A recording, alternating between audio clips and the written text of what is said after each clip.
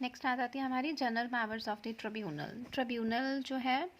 एक तो लिक्विडेटर होता है, वो पॉइंट करते हैं कि वो उनको क्या कर सकते हैं, वाइंड अप कर सकते हैं कंपनी को। उसके बाद आती है ट्रिब्यूनल भी वाइंड अप कर सकता है। तो ट्रिब्यूनल की पावर्स क्या है? फर्स्ट पावर है power to stay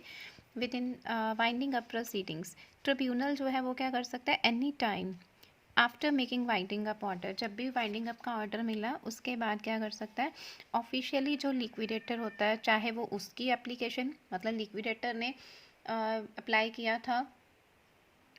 winding up के लिए, या फिर किसी क्रेडिटर ने, जो भी उनके पास प्रूफ होंगे उन प्रूफ के सेटिस्फेक्शन के बेस के ऊपर ट्रिब्यूनल क्या कर सकता है, उस वाइंडिंग अप से रिलेटेड क्या कर सकता है, फर्दर प्रोसीडिंग जो है वो परफॉर्म कर सकता है। पर उसके लिए उनको एक लिमिटेड टाइम पीरियड दिया जाता है कि उस टाइम पीरियड तक वो अपना स्टे रखते हैं मतलब जो भी ऑर्डर है, ऑर्डर अभी पास नहीं करते हैं, पहले वो सारी वेरिफिकेशंस करेंगे, उसके बाद ही फाइनल ऑर्डर देंगे, लेकिन वो उसको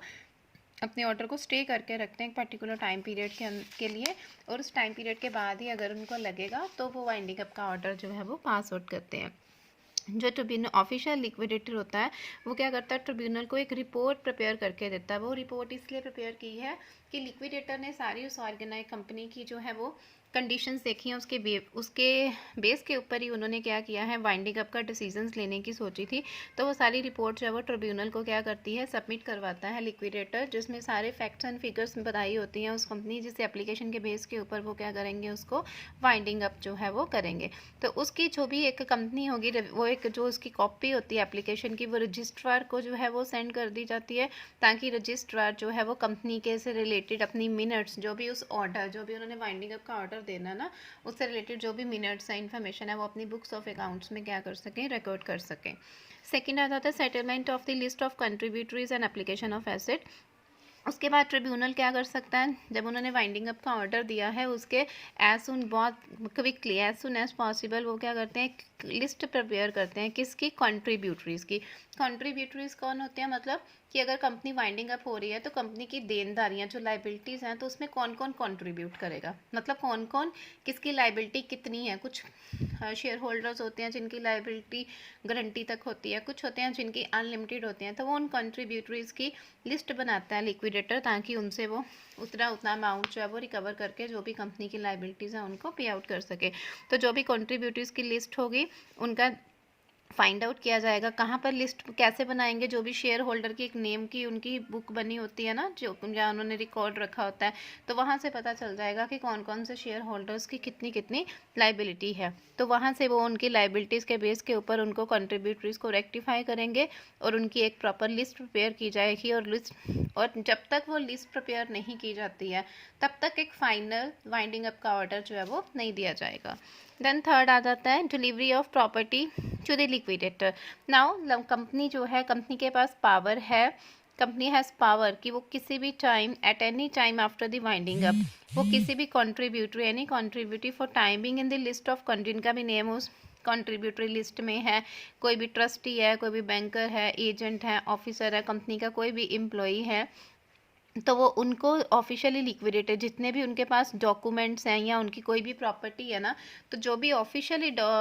लिक्विडेटर होगा उसके कंट्रोल में, मतलब जैसे मैं उस कंपनी की शेयर होल्डर हूँ या मैं उस कंपनी की एजेंट हूँ, तो मेरे पास उस कंपनी से रिलेटेड कोई भी प्रॉपर्टी पड़ी है, तो ये मेरी लाइबिलिटी, ये मेरी रिस्पॉन्सिबिलिटी है कि मैं वाइंडिंग अप के ऑर्डर के बाद इमीडिएटली उसकी पोजेशन जो है वो कंपनी का जो भी लिक्विडेटर है उसके अंडर दे दूँ, क्योंकि उनको पता होना चाहिए कि कंपनी के पास कितनी प्रॉपर्टी है जिसको वो पे आउट करके उस कंपनी की लाइबिलिटीज़ फिनिश कर सकते हैं।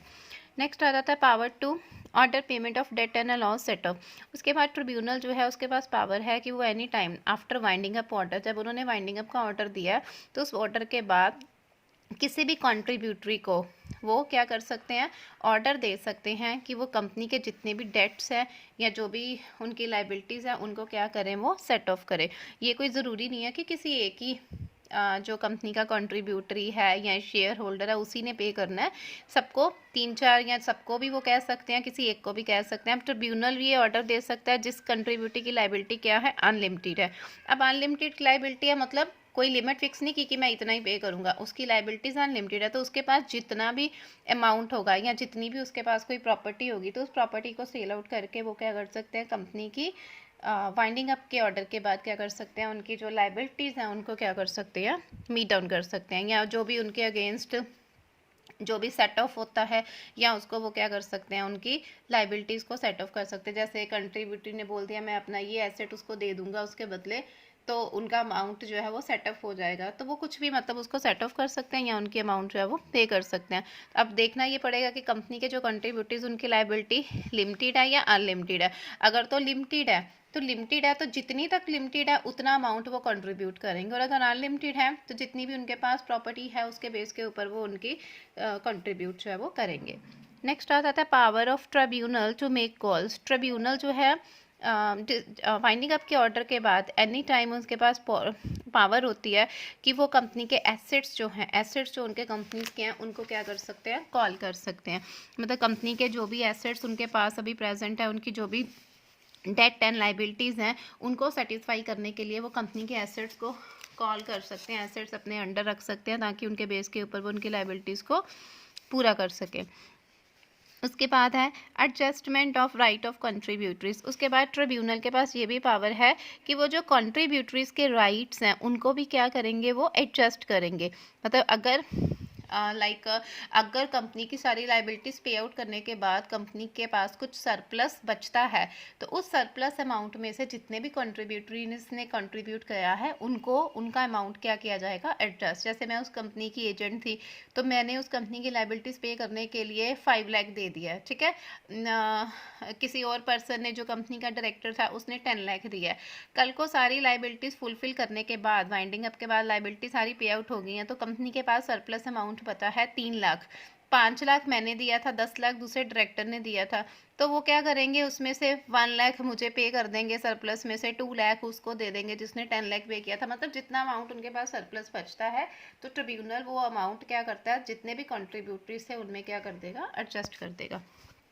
Then power to order cost. उसके बाद कंपनी की जो एसेट्स हैं, कंपनी ट्रिब्यूनल के पास जो है पावर होती है कि वो कंपनी की जितनी भी लाइबिलिटीज़ हैं तो वो उनको ऑर्डर दे सकते हैं कि वो अपने एसेट सेल करके an order for payment out of the assets, कि कंपनी के पास जितने भी एसेट्स हैं उन एसेट्स को सेल करके, जैसे कंपनी की अपनी प्लांट एंड मशीनरी लगी हुई थी, कंपनी की अपनी बिल्डिंग है, तो उनको सेल आउट करके वो क्या कर सकते हैं, अपनी कॉस्ट जो भी चार्जेस थे, एक्सपेंसेस हैं, उनको वाइंडिंग अप, जब आप कंपनी को वाइंड अप करते हो तो उस वाइंड अप करने में अगर कोई कॉस्ट इन्वॉल्व हुई है, कोई चार्जेस लगे हैं, कोई भी कुछ भी खर्चा आया है, तो वो क्या कर सकते हैं, उनको एडजस्ट कर सकते हैं कंपनी के एसेट्स को सेल आउट करने पर। Power to someone of having property of the company. Tribunal जो है उसके पास पावर होती है, कि वो क्या कर सकते हैं कि कंपनी की प्रॉपर्टी को अपने अंडर ले सकते हैं, अपनी कस्टडी में ले सकते हैं, और उसके बाद वो उनको क्या कर सकते हैं, कंपनी की जितनी भी डेट्स हैं उन डेट्स को वो क्या करेंगे, पे आउट करेंगे, ठीक है। तो ट्रिब्यूनल जो है वो क्या कर सकता है, जिन भी पर्सनस ने अपना बोला था कि वो ओरली या रिटनली उन्होंने कोई एग्रीमेंट किया था कि वो क्या करेंगे, कंपनी के वाइंडिंग अप करने के ऊपर पे आउट करेंगे, तो वो उन सारी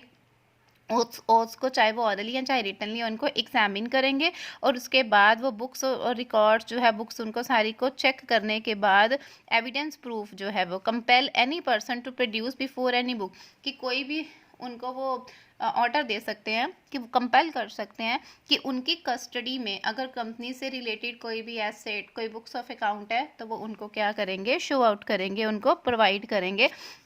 और उसके बाद ट्रिब्यूनल जो है एक टाइम फिक्स कर देता है। टाइम फिक्स करने के बाद वो देखेगा कि कितनी पेमेंट जो है वो उनसे वो क्या कर सकते हैं, अपनी रिकवर करवा सकते हैं। देन आ जाता है power to order public examination of promoters, directors etcetera. Tribunal जो है उसके पास पावर होती है कि वो इन्वेस्टिगेट कर सकते हैं। क्या इन्वेस्टिगेट करना है, कि अगर किसी पर्सन्स की प्रमोशन हुई है या जो भी मैनेजमेंट फॉर्मेट हुई थी, तो उनकी प्रमोशन से रिलेटेड जो भी डायरेक्टर्स बने हैं उनके रिलेटेड जो उन्होंने रिपोर्ट प्रिपेयर की हुई थी, उन रिपोर्ट से रिलेटेड अगर कोई भी उनको लगता है कि वहाँ पे कोई फ्रॉड या कुछ भी ऐसा फ्रॉड हुआ था या वहाँ पे उन्होंने लाइबिलिटीज़ पे आउट की थी, तो उनको वो क्या किया जाता है, एग्जामिन किया जाता है। तो जो भी ऑफिशियली लिक्विडेटर होगा ना, वो एग्जामिन करने के बाद क्या करता है, एग्जामिन कर सकता है कौन, लिक्विडेटर। लेकिन लिक्विडेटर एग्जामिन करेगा किसकी परमिशन से, with the permission of tribunal. Tribunal की परमिशन से वो क्या कर सकता है,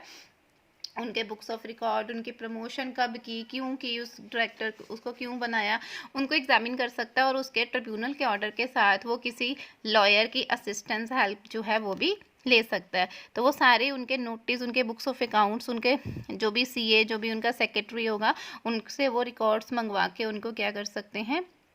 वेरीफाई कर सकते हैं। ठीक है, और एग्जामिन जो भी करना है उसकी एक रिटन रिपोर्ट जो है वो क्या करेंगे, प्रोवाइड करेंगे। और उसके ऊपर उनके जिसने भी एग्जामिन किया है, लिक्विडेटर ने या उसके लॉयर ने, उसके ऊपर उसके क्या होने चाहिए, सिग्नेचर होने चाहिए। देन आता था पावर टू अरेस्ट कंट्रीब्यूटरी। उसके बाद है कि जो भी वाइंडिंग अप का ऑर्डर जब दे दिया या वाइंडिंग अप के ऑर्डर को देने के बाद ट्रिब्यूनल क्या कर सकता है, on the proof of cause of living क्या कर सकता है, किसी भी, अगर उनको लगता है कि कंपनी ने किसी भी तरह की अपनी प्रॉपर्टी या कोई बुक्स ऑफ अकाउंट्स डॉक्यूमेंट्स को क्या किया था, कंसील किया था, छुपाया था, उनसे उनको शो नहीं किया है, उनको एग्जामिन नहीं करवाया है, तो वो क्या कर सकते हैं, उनको ऑर्डर दे सकते हैं, अरेस्ट करने का ऑर्डर दे सकते हैं। और जब तक उनको अरेस्ट मतलब कंट्रीब्यूटरी को वो अरेस्ट कर सकते हैं। और जब तक उनको अरेस्ट किया तो उनको सेफ कस्टडी के अंदर ट्रिब्यूनल के नेक्स्ट ऑर्डर तक वहाँ पे सेफ रखा जाएगा। जब तक ट्रिब्यूनल नेक्स्ट कोई ऑर्डर नहीं देता तब तक उनको उस कस्टडी के अंदर सेफ रखा जाएगा। या फिर उनकी बुक्स एंड पेपर्स, जो भी बुक्स ऑफ अकाउंट है, उनको भी वो अपने अंदर सीज करके रख सकते हैं। मतलब जो भी उनके बुक्स डॉक्यूमेंट्स मिले हैं ना, जिन पे उनको लगता है कि उन्होंने एग्जामिन नहीं करवाए थे, तो वो उन्होंने कंसील करके रखे थे, तो उनको वो अपने पास जो लिक्विडेटर होता है या ट्रिब्यून वो होते हैं, वो अपने पास उसको अपनी सेफ कस्टडी के अंदर अपने पास सीज करके रख सकते हैं। नेक्स्ट आ जाता है पावर टू